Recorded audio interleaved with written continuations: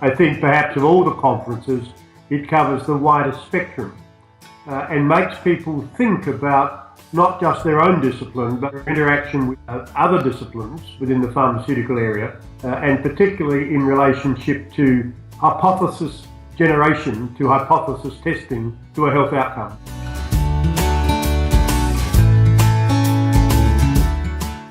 Well, I think this is a unique opportunity.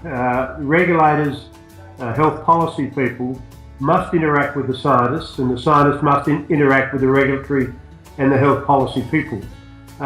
It is no point producing a drug which no one can use or no one can afford. On the other hand, the rapid change in pharmaceutical sciences requires that the regulators and health policy people are attuned to the new sciences, the new disciplines as they come through. And so this conference provides that opportunity for everyone to hear, to listen and to learn from one another. And I think it provides a unique opportunity in that regard.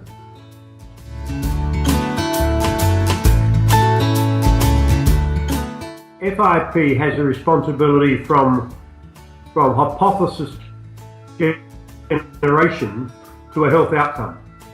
There are lots of issues around pharmaceutical science about testing hypothesis, coming up with hypothesis in terms of new molecular targets or new targets, new ways of drug delivery. But on the other hand, it's got to be part of a health system. It just doesn't come on its own, it comes as a part of a system. And so what scientists need to do is to appreciate where their thoughts, where their discoveries will end up, and what are those factors which determine the uptake, the acceptability of new ideas. All health systems in the world at the moment are struggling with this concept. And this conference provides a unique opportunity, as I've said previously, for scientists, regulator and health policy people to get together and understand one another and start communicating with one another.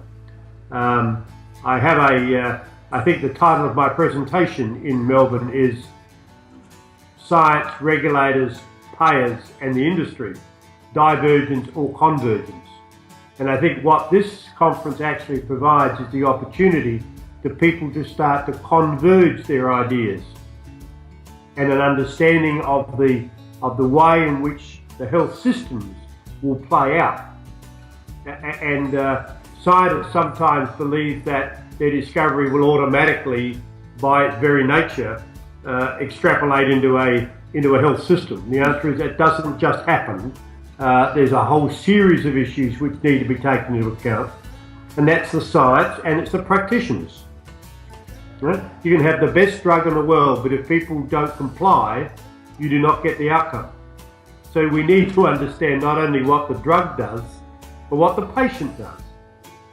And that, of course, is the role and the realm of the pharmacist, the practicing pharmacist, of understanding those issues, understanding patient factors which will impact on health outcomes, as well as the science. You can't have one without the other. It's, as I said earlier, it's a part of a continuum.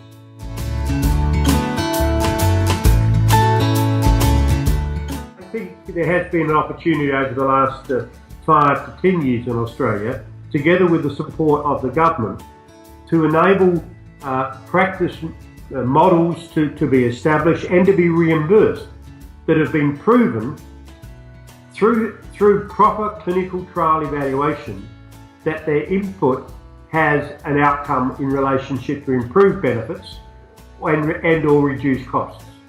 And so the Australian pharmacists are actively involved in pharmacy practice and in clinical pharmacy, which is, if you like, the pointy end of the drug discovery process.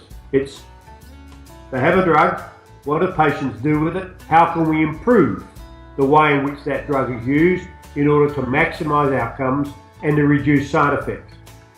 That's the part of the link between practice, just as again I reiterate, they are part of a continuum. And this conference provides that opportunity for people from for all spectrum of our profession, from the classic scientists right through to the health practitioners and the health policy people, to get together, to discuss, to understand what those dynamics are.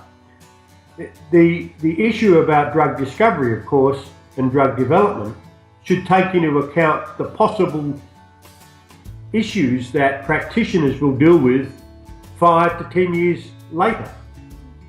So we need that understanding in order for the drug development process to be efficient and effective, and we need it also for the practitioners to understand what's coming through the pipeline. What are those new dynamics? How they will be best articulated within a health system. This conference, just as I said earlier, provides the best opportunity that I know of that whole spectrum is in one place and can dialogue. And that's going to be critical for our health systems going forward.